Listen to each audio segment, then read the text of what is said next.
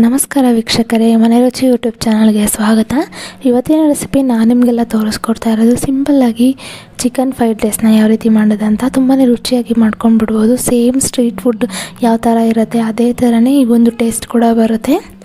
ತುಂಬಾ ಇಷ್ಟಪಟ್ಟು ತಿಂತಾರೆ. ಬನ್ನಿ ಹೇಗೆ ಮಾಡೋದಂತ ತೋರಿಸ್ಕೊಡ್ತೀನಿ. ನಾನಿಲ್ಲಿ ಮೊದಲಿಗೆ ಚಿಕನ್ನ ಚೆನ್ನಾಗಿ ಅರಿಶಿನ ಹಾಕ್ಕೊಂಡು ವಾಶ್ ಮಾಡಿ ಇಟ್ಕೊಂಡಿದ್ದೀನಿ.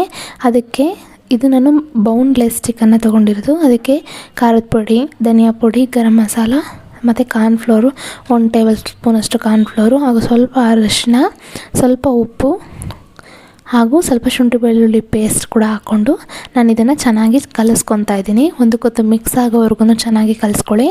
ಇದು ನಾನು ಒಂದು 1/4 kg ಬೌನ್ಲೆಸ್ ಚಿಕನ್ನ ತೊಗೊಂಡಿರೋದು.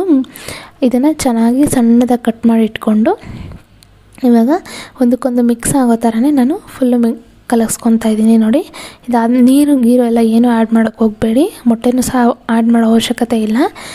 ಈ ಥರ ಬರೀ ಮಸಾಲೆ ಏನಿರುತ್ತೆ ಆ ಒಂದು ಮಸಾಲೆ ಇದರಲ್ಲೇ ಕ್ಲೀನಾಗಿ ಕಲಿಸ್ಕೊಂಡ್ಬಿಟ್ರೆ ಈ ಒಂದು ಚಿಕನ್ ಫ್ರೈಡ್ ರೈಸ್ಗೆ ಹಾಕೋ ಚಿಕನ್ ಕೂಡ ರೆಡಿ ಆಗಿಬಿಡುತ್ತೆ.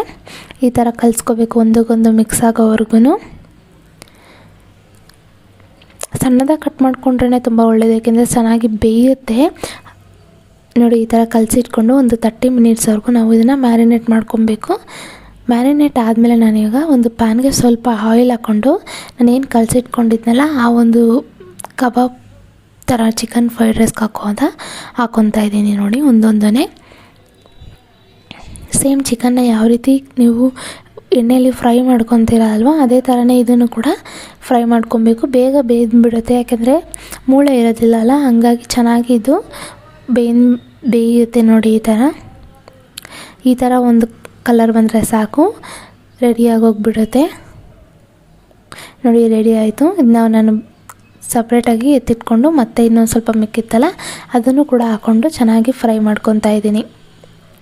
ಈಗ ಒಂದು ಪ್ಯಾನ್ಗೆ ಸ್ವಲ್ಪ ಆಯಿಲ್ ಹಾಕ್ಕೊಂಡು ಇದಕ್ಕೆ ನಾನು ಒಂದು ಸ್ವಲ್ಪ ಬೆಳ್ಳುಳ್ಳಿನ ಕೂಡ ಸಣ್ಣದಾಗಿ ಹೆಚ್ಚಿಕೊಂಡು ಹಾಕ್ಕೊತಾ ಇದ್ದೀನಿ. ಇದು ಸ್ವಲ್ಪ ಚೆನ್ನಾಗಿ ಫ್ರೈ ಆಗಲಿ. ಫ್ರೈ ಆದಮೇಲೆ ನಾನು ಇದಕ್ಕೆ ಸಣ್ಣದಾಗಿ ಹೆಚ್ಚಿಟ್ಟಿರುವಂಥ ಈರುಳ್ಳಿನೂ ಕೂಡ ಹಾಕ್ಕೊತಾ ಇದ್ದೀನಿ. ಚಿಕನ್ ಫ್ರೈಡ್ ರೈಸ್ ನಿಜವಾಗೂ ತುಂಬಾ ರುಚಿಯಾಗಿ ಬಂದಿತ್ತು.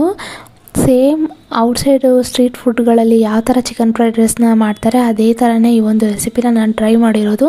ಖಂಡಿತ ನಿಮಗೆಲ್ಲ ಈ ಒಂದು ರೆಸಿಪಿ ಇಷ್ಟ ಆಗುತ್ತೆ. ನೀವು ನೋಡಿ ಮಾಡಿದ ಮೇಲೆ ನಿಮಗೇ ಟೇಸ್ಟ್ ಮಾಡಿದಾಗ ತುಂಬಾ ರುಚಿಯಾಗಿ ಬರುತ್ತೆ. ಇವಾಗ ನಾನು ಇದಕ್ಕೆ ಕಟ್ ಮಾಡಿ ಇಟ್ಕೊಂಡಿರುವಂಥ ಕ್ಯಾರೆಟು, ಬೀನ್ಸು, ಎಲೆಕೋಸು ಹಾಗೂ ಕ್ಯಾಪ್ಸಿಕಮ್ನು ಕೂಡ ಸಣ್ಣದಾಗಿ ಹೆಚ್ಚಿಟ್ಕೊಂಡು ಹಾಕ್ಕೊತಾ ಇದ್ದೀನಿ. ನಿಮಗೆ ಯಾವ ಸೈಜಲ್ಲಿ ಬೇಕು, ಉದ್ದುದ ಬೇಕು ಅಂದರೆ ಉದ್ದುದನ್ನು ಕೂಡ ಹಾಕ್ಕೊಬೋದು.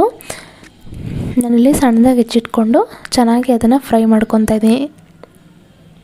ಚೆನ್ನಾಗಿ ಅದು ಆಯಿಲೊಂದಿಗೆ ಸ್ವಲ್ಪ ಫ್ರೈ ಆದರೆ ತಿನ್ನೋವಾಗ ಸ್ವಲ್ಪ ಚೆನ್ನಾಗಿ ಟೇಸ್ಟ್ ಕೊಡುತ್ತೆ. ಇದಾದಮೇಲೆ ಸ್ವಲ್ಪ ಸಾಲ್ಟ್ನು ಕೂಡ ಆ್ಯಡ್ ಮಾಡಿಕೊಂಡು ನಾನಿಲ್ಲಿ ಫ್ರೈ ಮಾಡ್ಕೊತಾ ಇದ್ದೀನಿ.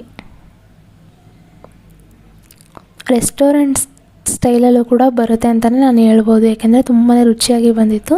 ಹಾಗಾಗಿ ರೆಸ್ಟೋರೆಂಟ್ ಸ್ಟೈಲಲ್ಲಿ ಯಾವ ರೀತಿ ಮಾಡ್ತಾರೆ ಹಾಗೂ ಸ್ಟ್ರೀಟ್ ಸೈಡಲ್ಲಿ ಯಾವ ರೀತಿ ಮಾಡ್ತಾರೆ ಫ್ರೈಡ್ ರೈಸ್ನ ಅದೇ ಥರನೇ ಈ ಒಂದು ಫ್ರೈಡ್ ರೈಸ್ ರುಚಿ ಕೊಡುತ್ತೆ.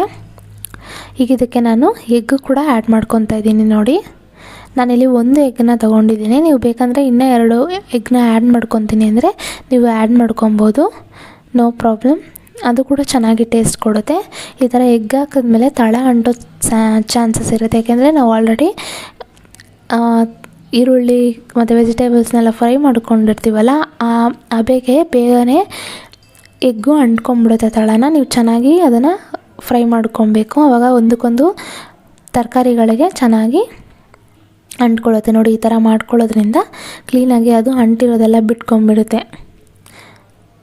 ಈ ಥರ ಚೆನ್ನಾಗಿ ಫ್ರೈ ಮಾಡ್ಕೊಳ್ಬೇಕು ಅಷ್ಟೇ. ಒಂದು 10-15 ಮಿನಿಟ್ಸ್ ಎಲ್ಲ ಈ ಒಂದು ಚಿಕನ್ ಫ್ರೈಡ್ ರೈಸ್ ರೆಡಿ ಆಗಿಬರುತ್ತೆ. ಮಾರ್ನಿಂಗ್ ಬ್ರೇಕ್ಫಾಸ್ಟ್ಗಾದರೂ ಮಾಡ್ಕೊಳ್ಳಿ, ನೈಟ್ ಡಿನ್ನರ್ಗಾದರೂ ಮಾಡ್ಕೊಳ್ಳಿ, ತುಂಬಾ ರುಚಿ ಕೊಡುತ್ತೆ. ಮನೇಲಿ ಕೂಡ ತುಂಬಾ ಇಷ್ಟಪಟ್ಟು ತಿಂತಾರೆ ಈ ಒಂದು ಚಿಕನ್ ಫ್ರೈಡ್ ರೈಸ್ನ. ಮಾಡಿ ನೋಡಿ. ಅದಾದಮೇಲೆ ನಾನು ರೈಸ್ಗೆ ಚಿಕನ್ನು ಮತ್ತು ಸೋಯಾ ಸಾಸು ಹಾಗೂ ಪೆಪ್ಪರ್ ಪೌಡ್ರನ್ನ ಹಾಕ್ಕೊತಾ ಇದ್ದೀನಿ. ಇನ್ನು ಬೇರೆ ಯಾವ ಇಂಗ್ರೀಡಿಯೆಂಟ್ಸ್ನ ನಾನು ಸೇರಿಸ್ಕೊಂಡಿಲ್ಲ. ಇಷ್ಟೇ ಸಿಂಪಲಾಗಿ ಆಗೋಯ್ತು ನೋಡಿ ಫ್ರೈಡ್ ರೈಸು.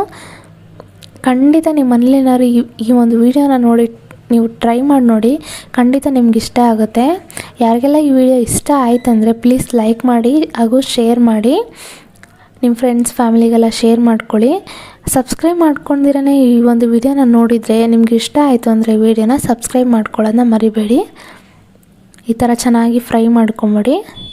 ಒಂದಕ್ಕೊಂದು ಅಂಟ್ಕೊಳ್ಳೋ ಥರ ಅನ್ನಕ್ಕೆ ಚೆನ್ನಾಗಿ ಅಂಟ್ಕೊಳ್ಳಿ. ತರಕಾರಿ ಹಾಕಿರೋದು, ಮೊಟ್ಟೆ ಹಾಕಿರೋದು ಹಾಗೂ ಚಿಕನಲ್ಲಿರೋ ಮಸಾಲೆಗೆ ಎಲ್ಲ ಚೆನ್ನಾಗಿ ಹೊಂದ್ಕೊಳ್ಳೋಲ್ಲಿ. ಹಂಗಾಗಿ ಇದನ್ನು ಕ್ಲೀನಾಗಿ ಫ್ರೈ ಮಾಡ್ಕೊಂಬಿಡಿ. ನೋಡಿದ್ರಲ್ಲ, ಥ್ಯಾಂಕ್ ಯು ಫಾರ್ ವಾಚಿಂಗ್. ಖಂಡಿತ ನಿಮ್ಮ ಮನೇಲಿ ಟ್ರೈ ಮಾಡಿ ನೋಡಿ.